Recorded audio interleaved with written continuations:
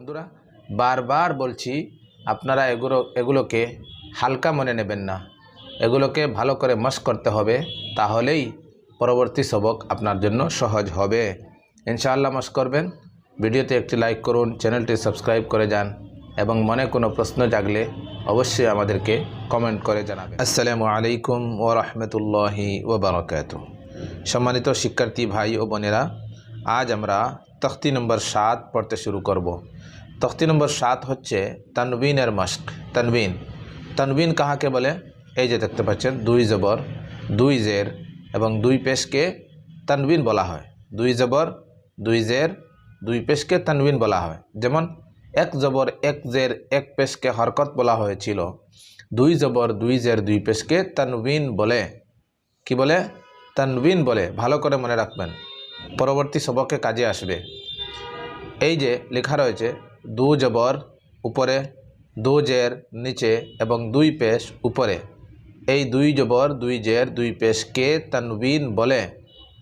আচ্ছা, এখন 2 জবর দিয়ে মশক করা হয়েছে, এগুলো কিভাবে পড়বেন এখানে নিয়ম লেখা রয়েছে, পড়ার নিয়ম বিধি।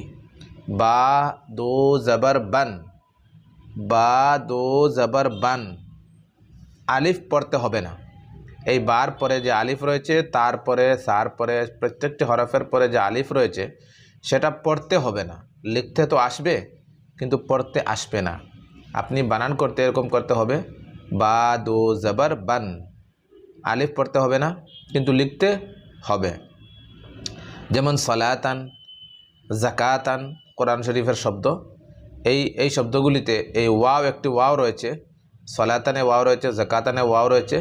এই ওয়াওগুলি পড়তে আসে না কিন্তু লিখতে আসে। ঠিক তদ্রূপভাবে এই আলিফটি পড়তে আসবে না, লিখতে কিন্তু আসতে হবে। আচ্ছা, যাই হোক, তানবিনের উচ্চারণ নুন সাকিনের উচ্চারণের মতো। নুন সাকিন যেমন বা নুন জবর বান হলে যে উচ্চারণ হবে, বা 2 জবর বান হলেও সেই উচ্চারণ হবে। পরবর্তী সবকে ইনশাআল্লাহ বিস্তারিত আলোচনা হবে এই বিষয়ে। আজকের সবক শুরু করছি। আমাদের সব ভিডিও পেতে ভিডিওতে এক্ষুনি একটি লাইক করুন ও চ্যানেলটি সাবস্ক্রাইব করে সাথে থাকুন। হামজা 2 জবর আন, বা 2 জবর বান, বা 2 জবর বান, তা 2 জবর তান, সা 2 জবর সান, জিম 2 জবর জান, হা 2 জবর হান, খা 2 জবর খান, দাল 2 জবর দান, দাল 2 জবর জান, রা 2 জবর রান, জা 2 জবর জান, সিন 2 জবর সান। আশা করি শেষ পর্যন্ত আপনারা চেষ্টা করলে পারবেন, মেহনত করলে।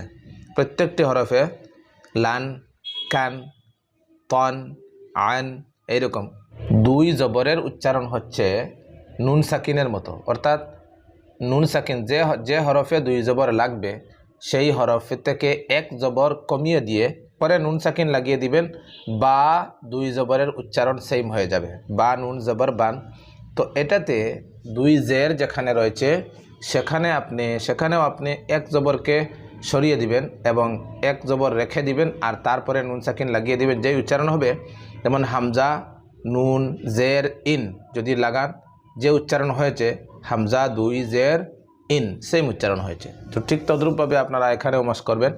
হামজা 2 জের ইন, বা 2 জের বিন, তা 2 জের তিন, সা 2 জের সিন, জিম 2 জের জিন, হা 2 জের হিন, এরপরে আইন 2 জের ইন, ওয়াও 2 জের উইন, মিম 2 জের মিন, সাদ 2 জের সিন। হরফের পরিচয় যদি হয়ে যায় তাহলে আপনারা নিজে নিজেই পড়তে পারবেন ইনশাআল্লাহ। এগুলোকে সহজ মনে করবেন না, ভবিষ্যতে পরের সবকে অনেক কাজে আসবে। এখন কিন্তু যদি মশক না করেন পরবর্তী সবকে আপনি ভুলে যাবেন, তাই বেশি বেশি করে মশক করবেন। এখানে রয়েছে 2 পেশের মশক, সেম তদ্রূপভাবে 2 জবর 2 জের, এখানেও 2 পেশ রয়েছে। 2 পেশ থেকে যদি 1 পেশ সরিয়ে দেন এবং এরপরে নুন সাকিন লাগিয়ে দেন তাহলে কি হবে? হামজা নুন পেশ উন, হামজা নুন পেশ উন হবে। তো ঠিক তদ্রূপভাবে হামজার উপর 2 পেশ লাগিয়ে দিলেও সেই উচ্চারণ হবে। যেমন হামজা 2 পেশ উন, বা 2 পেশ বুন, তা 2 পেশ তুন, সা 2 পেশ সুন, জিম 2 পেশ জুন, হা 2 পেশ হুন, খ 2 পেশ খুন, দাল 2 পেশ দুন, দাল 2 পেশ দুন, রা 2 পেশ রুন, জা 2 পেশ জুন, সিন 2 পেশ সুন।